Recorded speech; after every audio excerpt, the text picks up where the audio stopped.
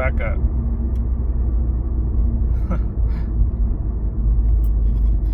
Oh, there it goes back down. Good morning, y'all. I just got to work and my freaking temperature gauge has been acting super weird lately. So during the first few minutes of the drive, it'll be fine and work its way up to a normal operating temperature. But then like maybe a few minutes after that, it'll drop immediately back down to cold, and it will just rest there for like 10-20 minutes, and it will jump back up to hot like really fast. And especially for today, it was at the cold mark for the majority of the drive, and my drive is about 45 to 50 minutes. And of course, once I got to work, it jumped right back up to the normal center operating temperature. A little concerning because I'm not sure if the car is overheating or whatnot when it's resting over at the center line or the cold line. And also at this point, I'm not even sure if that's really accurate or reading correct. So I got to dig into that and figure out what's going on with that guy right here, the temperature gauge. And also don't mind the bulb out light warning and the checking the light, because that's for the test pipe and that's for my rear fog bulb. All right, guys. So look, I'm driving to work right now, and the freaking temp gauge is just stuck there, and now it's just shooting right back up. See that? Weird. All right, guys, check that out. I'm on my way home from work, and it's stuck over there at the cold side of the temperature gauge. And I'm already about 20 minutes into my drive on the way home, and it's just sitting there. Let's see if I can get it on video of it going back to the center.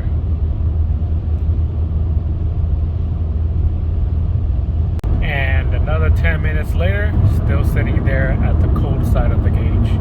So I just got home from work, and it's been sitting at the center temperature for the remainder of that 10-minute drive from work. And it's just been acting really weird. Wasn't able to really capture that, capture a video of it shooting straight up from cold to the center. Oh well. Anyways, my plan is to replace both of the coolant temperature sensor, the 2-pin gray one, which is like on the bottom of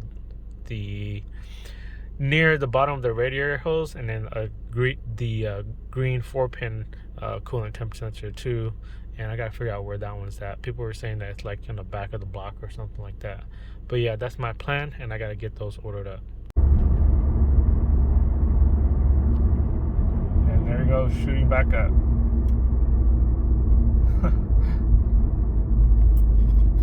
Oh, there it goes back down.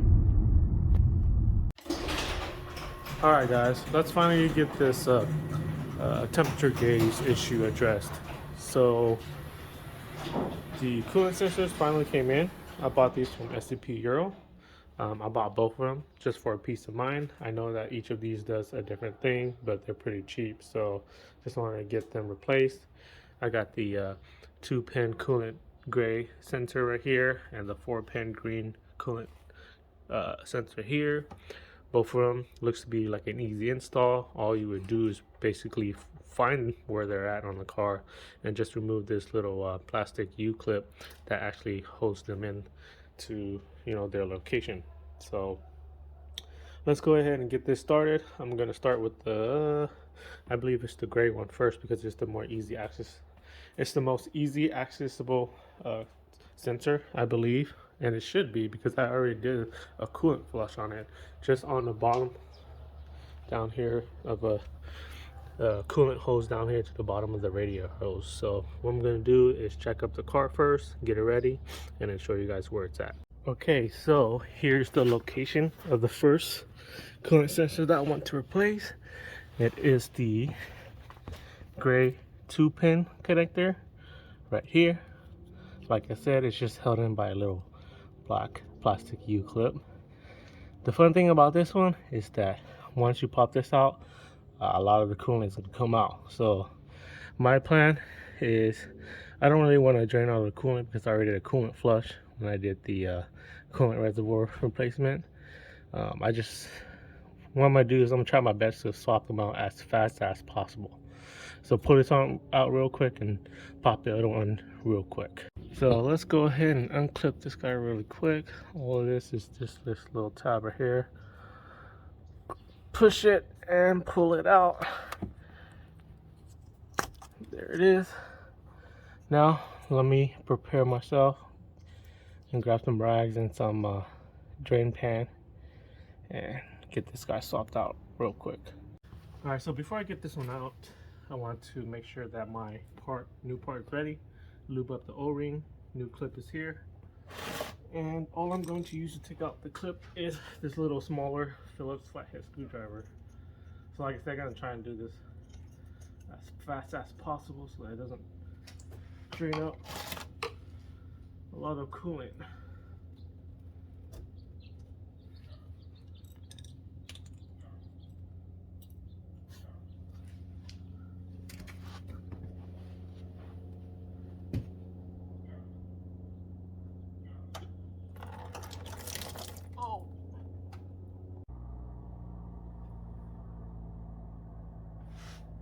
Oh, the old O-ring is still in there. Dang it.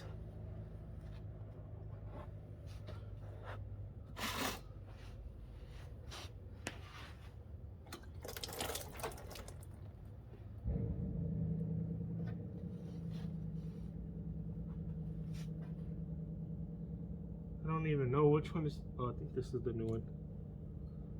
Ah, all wet.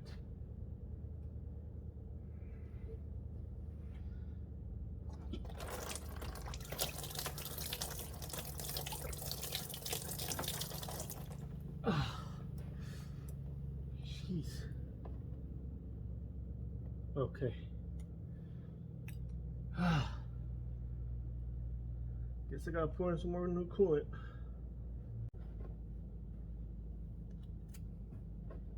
And then just install the new clip.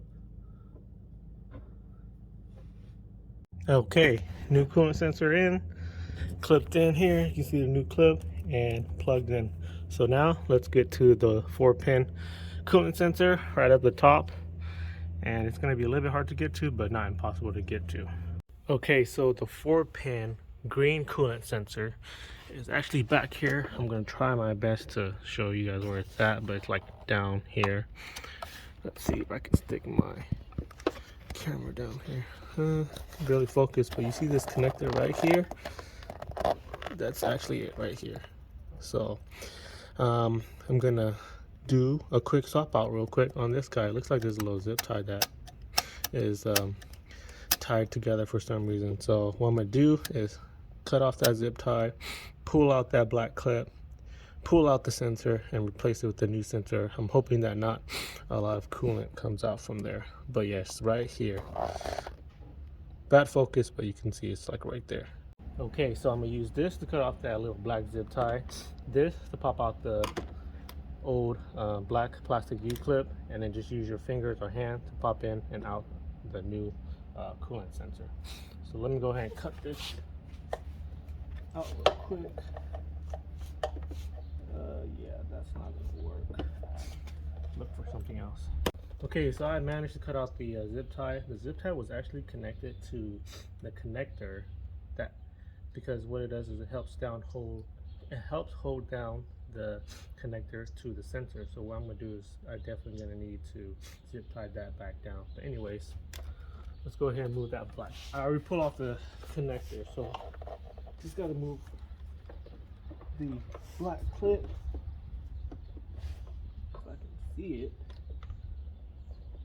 Okay, got the old clip out. Had to use a little bit bigger Phillips flathead screwdriver. Now what I'm gonna do is just pop out the coolant sensor and replace it with the new one, and with the new black plastic U clip.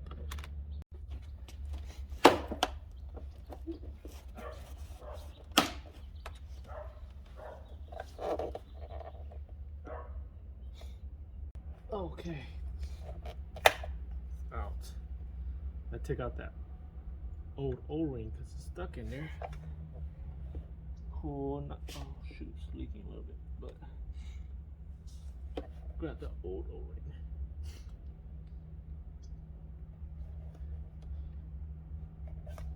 There's that old O-ring. Now I'm gonna put the new one in and snap it all back in. Let's just compare these two real quick. New versus old. See how bad that is? Don't even know how long ago. When was the last time this was replaced? Probably the reason to why my temperature gauge was all weird, acting weird. But anyways, let me get this new one in real quick. All right, guys, the new 4-pin green coolant temp sensor is finally in. The space is just really tight and it's really hard to get into, but the replacement is really easy actually. Just the space that's causing it a little bit to be a little bit difficult. Anyways, I finally got it in. I just got to zip tie it down. The connector is plugged into the sensor, so it should be good to go. And when pressing it in with the new O-ring, there is some resistance, and pressing on the sensor from the top with your fingers kind of hurt because of the thinner walls here. It just kind of like digs into your finger. Anyways, I think that is good to go. It's kind of hard to see if the clips was in there right, but feeling it with my finger feels like it's in there correctly. And I was able only to see one side from the top here. I don't think you guys, okay, you can see it right here. Yeah, right there. But yeah, the clip does go over the gold metal sensor part, so that's for sure shows that it's clipped in. But that is done. I just got to fill in the coolant, take it for a test drive, and hope that the temperature gauge is fixed by replacing both of these coolant temp sensors. So since it's the weekend, the car is definitely going to be driven. Gonna drive it and see how it goes. All right, guys, so it's the next day, and I just want to say that the temperature gauge has been acting normal. So it's moving up to normal operated temperature normally, you know, like slow, and has not been bouncing back down to 0. No leaks are coming from both of the sensor locations, so that is good. Did fill up a little bit more coolant in there, so that is good. And yesterday I did put on about 200 miles and had no issues with the temperature gauge. Also drove it this morning and no issues on the temperature gauge too. So I would say the coolant sensor replacement was a success to address the coolant temp issue. And with that, I will be ending the video here. I will continue to monitor the temp gauge just to see how it is, but I don't anticipate it to go bad or act any weird. If you guys have any further question, you guys can always comment it down below, and I'll try my best to help you guys out. Anyways, I just want to say thank you guys for watching this video.